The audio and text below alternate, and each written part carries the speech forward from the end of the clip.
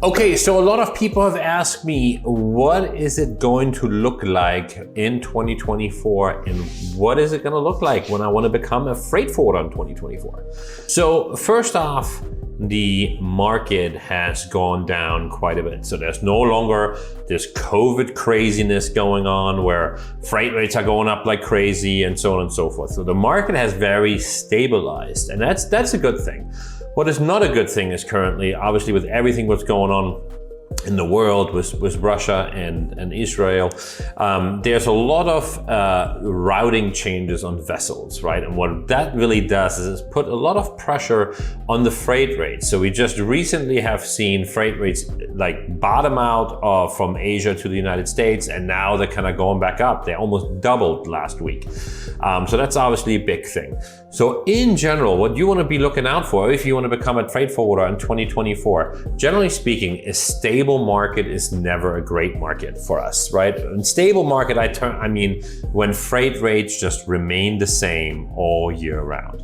So the thing what's good for a freight forwarder is, generally speaking, movement in the market, meaning freight rates are going up and down, meaning that, maybe there's some rotation changes. The more changes there are on a schedule, the more value can you bring as a freight forwarder to your clients.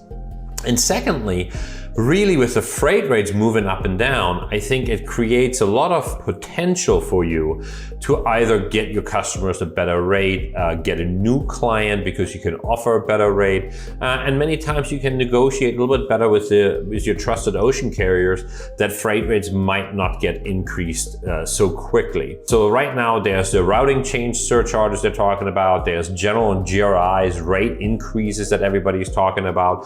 So I personally like this type of market because when the market is kind of turning and there's freight rates are moving, and to be honest, freight rates were too low in the first place. So now with the freight rates are going up a little higher, that really means that there's more improvement for you for freight rates to be higher. If freight rates are higher, that generally speaking means it's easier to have a decent margin. So also what's happening is that the overall trade has still been very slow.